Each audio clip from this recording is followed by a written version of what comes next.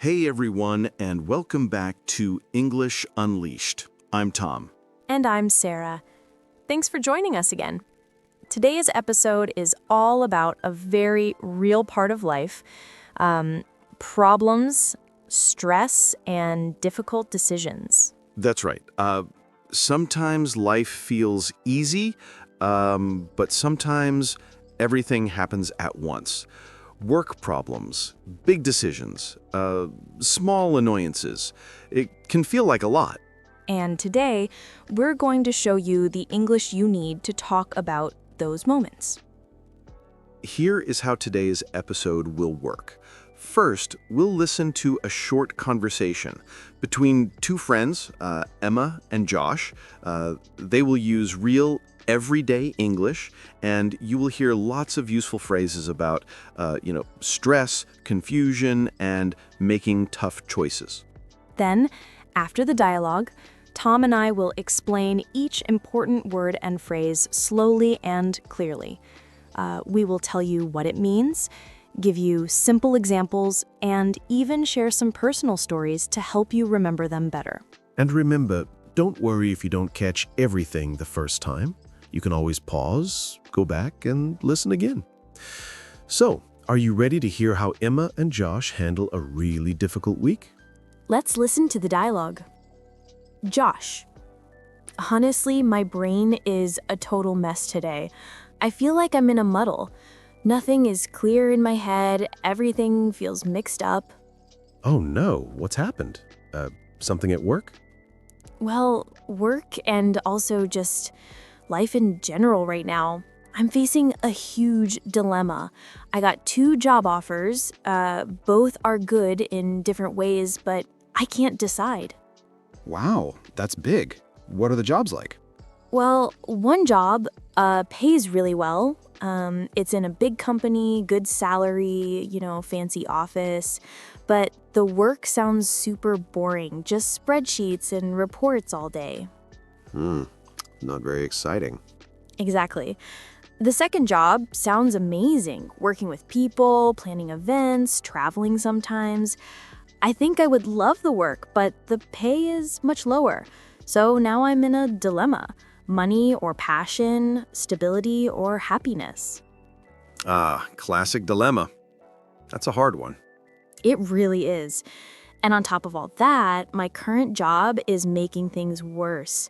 They keep giving me more and more tasks, no extra pay, no help. I feel like I'm in a tight corner, like I can't move in any direction without problems. That's horrible. Small problems like losing your keys or missing a bus, those are mildly irritating, annoying, but you get over it. But what you're dealing with sounds intensely annoying. It's the kind of stress that stays inside you all day. Yeah, every tiny thing now makes me crazy. Someone at work left dirty dishes in the kitchen, and I almost cried about it. It's like my patience is completely gone. Honestly, sometimes I just want to take a back seat, stop trying to fix everything, let someone else deal with the mess. Yeah, and that's okay. Sometimes you don't always have to be the one in charge. Sometimes stepping back helps you breathe again. Maybe you're right. And I'm trying to stay positive. I keep telling myself maybe I'm starting to see the light at the end of the tunnel. Like maybe this crazy time will end soon. I believe it will. You are strong, Emma. But you're right, you have to make a decision soon. Otherwise, you might come to a dead end where neither job is available anymore. Exactly. That's my big fear. If I wait too long, I lose both options and be stuck in the same old miserable place. So maybe first step, get to the bottom of things. Really find out the truth about both jobs. Ask hard questions. Talk to people who already work there. Get real answers, not just what they tell you in interviews. Good idea. I'll email both companies, maybe even call someone who works there. I want to know what a real day at work looks like. Exactly. And you also need to get a grasp of what matters most to you. Yeah, like I need to sit down and really think, Is it better to have more money but feel bored every day, or have less money but feel excited and proud of what I do?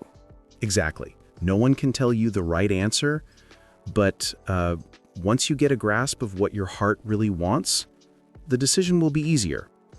Thanks, Josh. Honestly, just talking about it is helping me already. My brain still feels a bit muddled, but at least I see a way forward now. Good. You're doing the right thing. Take your time, ask questions, listen to yourself. You are stronger and smarter than you think. Thanks. I really needed to hear that today. Anytime. That's what friends are for.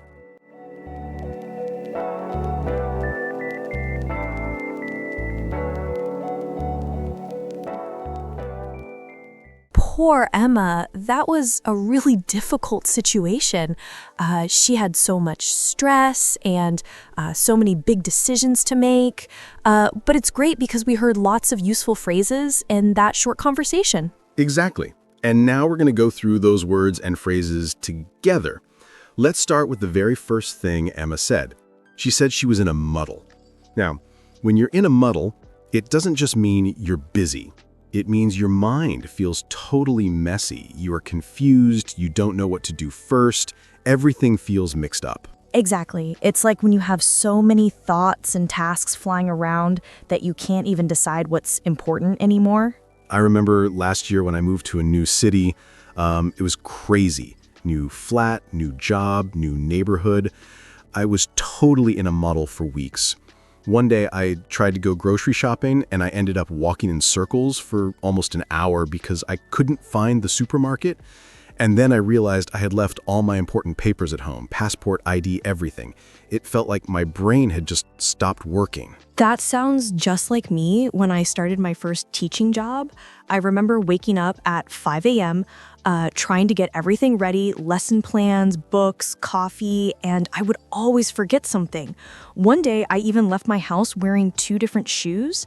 I was so in a muddle that my students noticed before I did. It's that feeling where your body is moving, but your brain is running 10 minutes behind. Exactly. And it's important to know being in a muddle doesn't mean you're lazy or bad at your job. It just means life has given you too much at once and your mind needs time to catch up. Yeah, it happens to everyone, and it's a really natural, friendly phrase. You can easily say things like, I'm in a muddle, I don't know where to start, or she's in a muddle because she has 5 deadlines this week. It's a little funny sometimes when you say it about yourself or friends. Absolutely, and it's a lot nicer than just saying, I'm confused. It shows that you're overwhelmed, but in a way that people can understand and even smile about.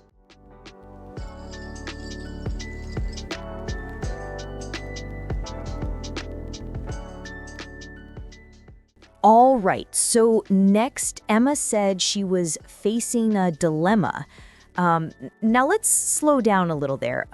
A dilemma is when you have 2 choices, but neither one is easy. It's not like you have one good choice and one bad choice. It's that both choices have something good and something bad. And when you're facing a dilemma, it's really hard to decide. Yeah, and what's interesting is a dilemma doesn't always have to be about big life things. Sometimes it's big, like moving to a new country or staying home, but sometimes it's small, like choosing between 2 birthday parties when they are on the same night. Yeah, true. But big or small, dilemmas always make you feel stressed because you don't want to make the wrong decision. I still remember one of the first big dilemmas I had. I was just finishing university and I got 2 offers. One was to work at a famous company in London, really exciting, everyone would be impressed. The other was to stay close to home at a smaller company, but I would have more time for my family and my hobbies. I cried about it one night. It felt so heavy because whatever I chose, I knew I would miss something important. I know that feeling too well, Sarah. When I moved abroad for a teaching job, it wasn't easy either. I loved my family and my friends. I didn't want to, leave them, but At the same time, I really wanted an adventure. I was totally facing a dilemma for weeks. I even made a big list, pros and cons, but the list didn't help much because my heart and my head wanted different things. Exactly. That's another thing. Sometimes your head says one thing and your heart says something else, and that's what makes a dilemma so hard. It's not just logic, it's also emotions. Yeah, and sometimes people around you will give you advice, but it doesn't always help because at the end of the day, you have to live with the choice you make. Absolutely. And that's why we say face a dilemma, because it feels like standing right in front of something difficult. You can't escape it. You have to deal with it. So when you want to use this phrase, you can say things like, I'm facing a dilemma about moving to a new city, or she's facing a dilemma between studying abroad and getting a new job. And if you want to make it even simpler, you can also say, I'm in a dilemma, or he's in a dilemma about what to do next.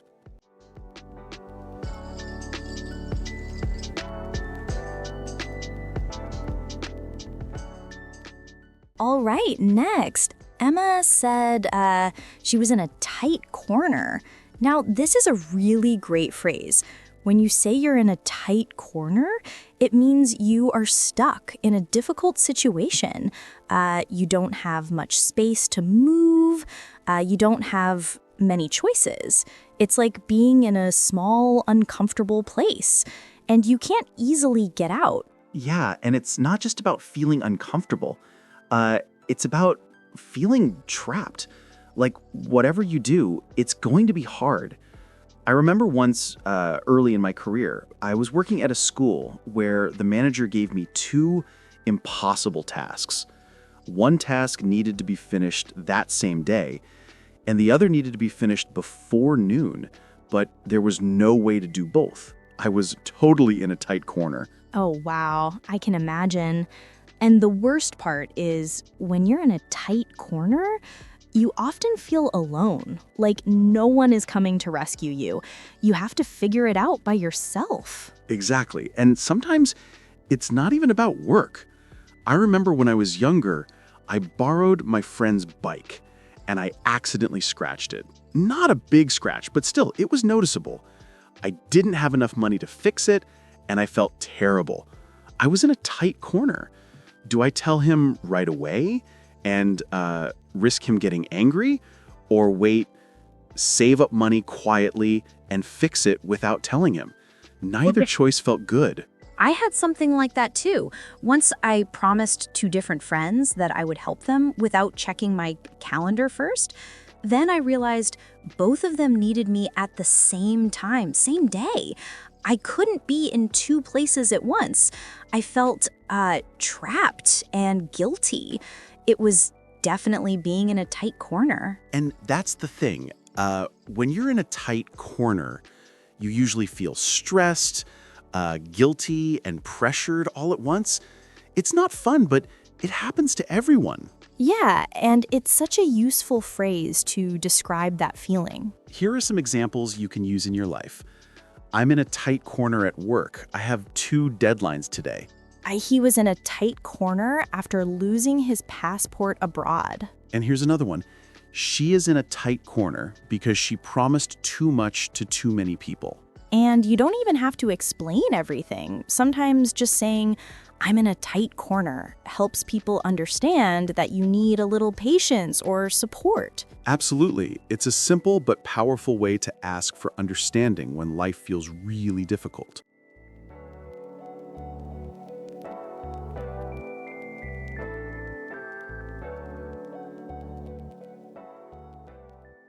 All right, next, let's talk about 2 great ways to describe different kinds of problems: mildly irritating and intensely annoying. So first, mildly irritating. This means something is a little bit annoying. It's not a big problem. It bothers you, but you can still smile or move on easily. Exactly. Like when you spill a little bit of coffee on your shirt right before work, or when the bus is late by 5 minutes. It's not the end of the world. It's just mildly irritating. I remember one time I was late for a meeting because every traffic light turned red, every single one. It wasn't a disaster, but it was definitely mildly irritating. I remember sitting there in my car just laughing because it was so silly. Yeah, or like when your phone battery dies just before you take a perfect photo. Not a huge problem, just enough to make you sigh and say, oh, come on. Exactly. Now, on the other side, we have intensely annoying. And this means something that really makes you angry or very, very frustrated. Yeah, intensely annoying is when a small thing keeps happening again and again, or when it feels personal, like it's attacking your peace of mind. For example, once I lived in an apartment building. My upstairs neighbor played really loud music at 2 a.m. every night for a week. At first, it was just mildly irritating, but after the third night, it became intensely annoying. I couldn't sleep. I was so angry, I actually bought earplugs. Oh, no. I had something like that, too. When I lived in a shared house at university, one of my housemates used to leave dirty dishes in the sink for days. At first, I thought, okay, maybe he's busy. But after a week, oh my goodness, it was intensely annoying. Every time I wanted to cook, there was no space because of his mess. Yeah, that's the kind of thing that moves from a little problem to this is driving me crazy.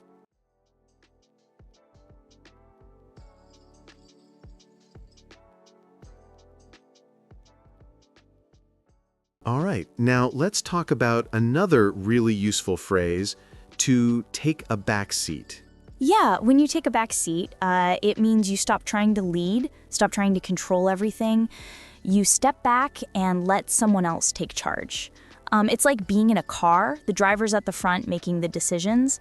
If you take a back seat, you're just sitting and watching, not driving. Exactly. And, sometimes it's not because you're lazy or you don't care. It's because you're tired or you feel like someone else can handle it better for a while. And that's okay. Totally.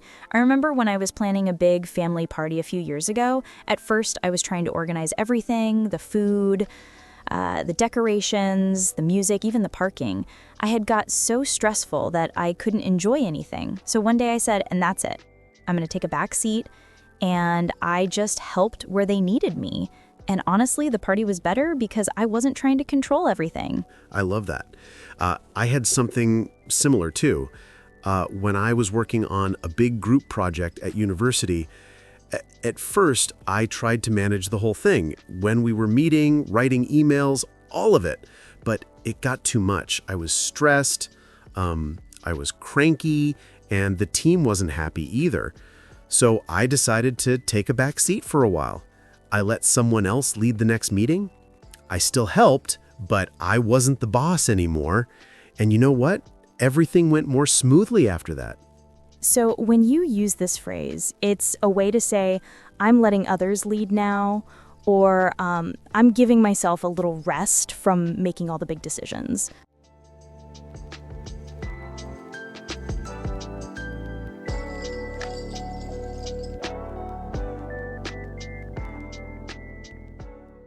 All right, now for a really hopeful phrase. See the light at the end of the tunnel. Yeah, I love this one. It means that even though you are in a hard, dark, difficult time, you're starting to see that it's going to get better. There is hope. You're not finished yet, but you can finally see that the bad days are ending. Exactly. It's like when you're in a long, dark tunnel, and finally far ahead, you see a little bit of light. You know you're getting closer to the exit. You're not stuck forever. And I remember a time in my life when this phrase really made sense to me. When I was doing my master's degree, there were weeks where I had essays, exams, and presentations all at once. I barely slept. I felt so tired and stressed. I honestly thought I couldn't finish. But then, when the last few days of the semester came, I could see the light at the end of the tunnel. I knew the hard work was almost over and summer was close. Oh, I had a time like that too. When I was saving money to travel, I worked 2 jobs, teaching in the morning and waitressing at night. for months. It felt like I was just working, sleeping, and working again.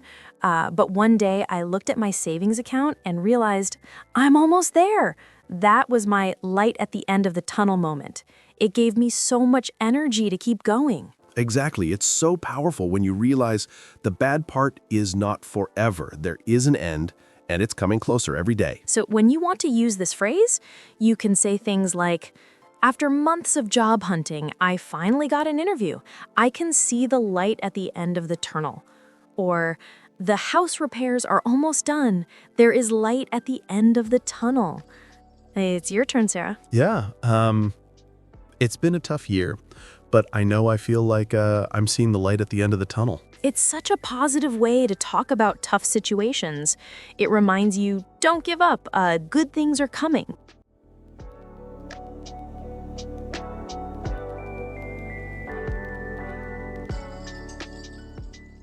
All right, now let's talk about a phrase that feels a little heavier. Come to a dead end.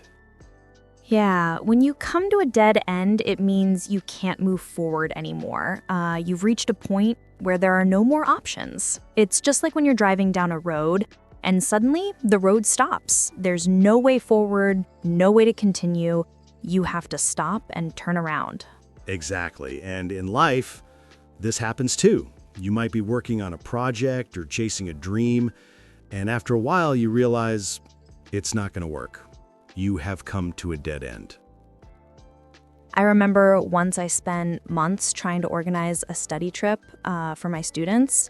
I emailed companies, talked to schools abroad, tried everything. But in the end, the visa rules changed and suddenly it was impossible. No matter how hard I tried, I couldn't fix it. I had come to a dead end. It was over. That must have been so frustrating. I had a similar experience when I tried to learn how to code. At first, I loved it, learning websites, little apps, things like that. But after a few months, I realized it just wasn't for me. I wasn't excited anymore. I wasn't improving. I wasn't happy. I had come to a dead end with it, and it was okay. Sometimes you realize you need to change direction. Exactly. Coming to a dead end doesn't mean you failed. It just means that path wasn't the right one for you, and now you can find a new road. So when you want to use this phrase, you can say, I tried to fix the relationship, but we came to a dead end. Or after months of trying, the company realized they had come to a dead end. Or sometimes you have to accept when a project has reached a dead end. It's a little sad when it happens, but it's also a new beginning. A dead end means it's time to look for a new path.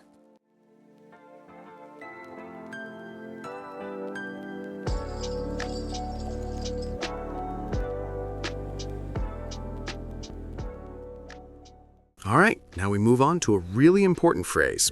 To get to the bottom of things.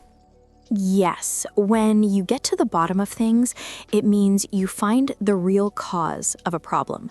You don't just look at the surface, you dig deeper, you ask questions, you investigate. You find out what's really happening. Exactly. It's like when there is a mystery or problem, and you don't just guess, you really want to know the truth, the real story. I remember once at school, our team's project kept getting bad marks. We thought we were doing okay, but something wasn't right. At first, we just said, oh, the teacher is too strict. But then we decided to get to the bottom of things. We asked the teacher for feedback.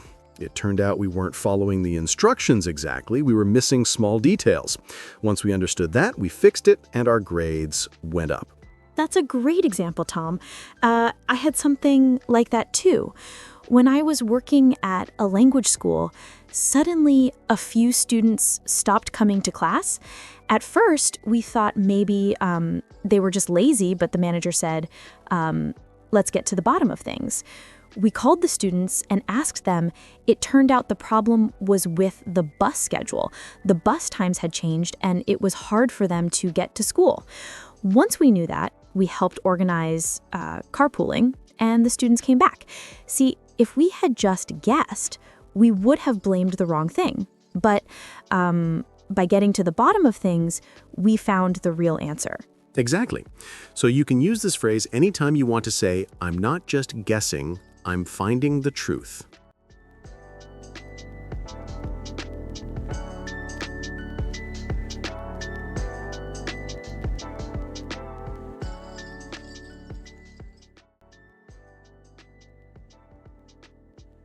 All right, and here is the final phrase that we focus on in today's episode, to get a grasp.